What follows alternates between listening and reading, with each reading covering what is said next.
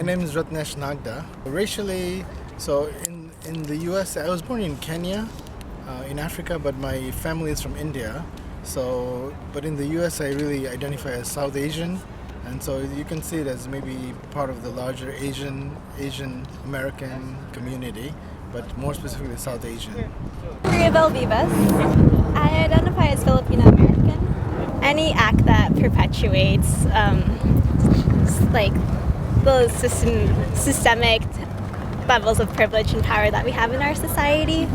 I think in the US, racial discrimination, I would say, is defined as just this kind of multi-level, from in the institutional to the individual, ways that people discriminate based on race. And in the US particularly, it's about discrimination against people of color. So whether it's Native American, Latino, Asian, African American, all those communities I think are discriminated. And the discrimination means they have less access to power, less access to resources, less access to opportunities, even maybe worse quality of life, less pay, everything. Hi, my name is Kristen Howard and I'm an English major. Basically just discriminating against someone by their race, showing some type of bias based off of their skin color, their racial preference. For example, if I'm black, you don't like me because I'm black. That's a good example. In some ways it's very difficult to answer because I think as a South Asian person in the US, it's almost like I feel discrimination is kind of part of my life here. So if I can pick single moments, but I almost feel it every day. And maybe I'll talk a little bit about how I just feel it every day, because you're sort of on almost hyper-vigilance or hyper-alert about, how people are perceiving you or if people are discriminating against you because, I also have an accent, so how people are hearing me. So I'm always hyper-vigilant about that. More specifically, if I think about racial incidents, for example, I'm in line waiting for something and someone kind of just doesn't even see me and serves the person who's standing behind me in line. That happens. Or I've also seen sometimes people, and usually white people, just assume that I'm not even in line and they're just cut in front of me in line. So even though it's not individually directed at me, but it's just you feel it because it's just happening to you right there. Those are very simple examples. The other ways I'm trying to think. In restaurants and stores, I'm kind of treated differently, so I know what that is like. But the funny thing I also want to say, these are kind of more blatant, but I think the other ways I want to say is about microaggressions and how those really act out daily. So someone would say, "Oh, where are you from?" And they don't even stop for me to answer. They say, "Oh, you're from India," because I look Indian, and I said, "No." And they say, "Where are you from then?" "Pakistan?" I said, "No." Then I say, "I'm from Kenya." But I said, "What? But people in Kenya, but you're not African." But those are really microaggressive moments, So and those happen even when people are trying to be nice trying to be nice, But so it happens in the institution, even in the University of Washington. There's very few tenured faculty of color. So sometimes in meetings where we are the only person of color in a meeting. So even though it's not overt discrimination, it's institutionalized discrimination.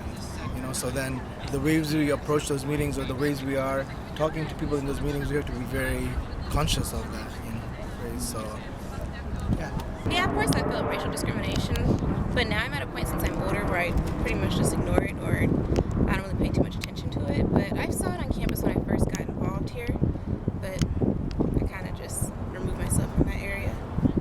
So does that directly affect your life or? Here on campus, I'm sorry, I don't know if you're asking me these questions. Just, some people don't have experience with out on campus and people do, so just kind of in general. Yeah, definitely. It's affected me as far as employment, where I choose to go work at and what exactly I'm going to put up with. It affects me as far as I know that there's a lot of people in this world that are racially discriminated against black people, so I feel like I have to work 10 times harder versus any other race to prove myself that I'm not the stereotypes that everybody perceives me as. So. Do you have a specific example of that? You talked about working and... Yeah, I worked at Verizon Wireless and my employer, I could tell, was definitely racist. He would always make references towards black people, oh, good, you're not like those other black people, or good, you're not ghetto. And I'm like, yeah. definitely not. But how exactly do I go about proving him differently? I don't go all out and get this attitude. It's just like, no, I'm definitely not like that. You shouldn't discriminate against black people and just assume that we're all ghetto. You should try to get to know us first.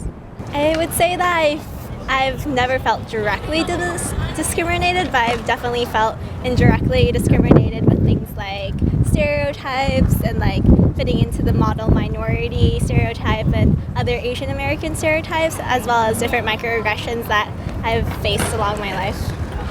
I think it's really challenging, especially like growing up and not really understanding this whole concept of stereotypes and that really impacting my identity development when I was a little kid, and just kind of wanting to assimilate into this white culture because I grew up with a lot of white peers in my life, so that definitely impacted me that way. My name is Ryan Javier. I'm an AES major. My name is Desiree, and my major is anthropology. Identifies tomorrow, and everything from like high school, where they would be surprised if I could type something up just because, oh, you're a Pacific Islander, you don't know how to do such thing. Yeah. Or whether it could be involved with the police, or we could be involved with school, or just anything in terms like I would be judged based on like, oh, you're an Islander, so you should be a successor in being a football player and being an athlete, or being something else you're not. So definitely, almost in everyday life, if you're colored in the society we live in, you automatically have to work harder, and you automatically have to strive for more, because every day we face it. No matter if someone wants to admit it or not, we don't have that equal stride to make it. So yeah, definitely, I feel like racially discriminated based on me being dark brown and whatnot. So yeah. For me, definitely a big part of my life was through school. I felt like I was racially discriminated by not just the students, but like teachers themselves. And only because of the stereotypes, they probably just have, not the teachers, but it's more like just how it is. And I felt like, okay, just because I'm Pacific Islander, I'm supposed to be like, not, go and pursue higher education. Like I felt like in high school, although I did International Baccalaureate, the program, the teachers, yeah, they were nice, but a lot of the teachers in the IB program, are of dominant culture. And having them say to me like, oh, like what language do you speak at home? Because they can't like understand what I wrote or what I said in my paper or that I typed up. And so I just felt like I wasn't getting support and throughout like school, just because of how I am and how I moved here, because I was in ESL for a huge part of my life, and I was like, why do I need ESL? Because they think I don't know English. And another thing to add on to that too, like Pacific Islanders don't even make 1% of population over here at UW, and people of color, like in a way, racial discrimination. If you think about it, like after high school, you feel as if your life is like done. You gotta work, start family, and whatnot. Pursuing college education in itself is in the racial discrimination spectrum, because they don't expect people like us that are colored first to. generation. Yeah, they don't expect people like us to pursue education beyond, because college is more like a dream. Like if you go there, like whoa, it's not an expectation. They don't think you're intelligent and smart enough and good enough. So you would say even being on like a liberal campus like UW's campus, you still felt that racial discrimination here on campus? Oh, definitely. When you walk around UW, you feel like you guys go here. You predominantly it's white and Asians over here. Like you see predominantly all the white. I'm not used to seeing people like us. You know what I mean? And it's not to say like it's the students' fault or whatnot. It's just the system of its own. The system itself. Yeah, the system of its own. It's not any like our own faults. It's just how we've assimilated to what the culture is here, and how people are getting these ideas and perceptions about other people.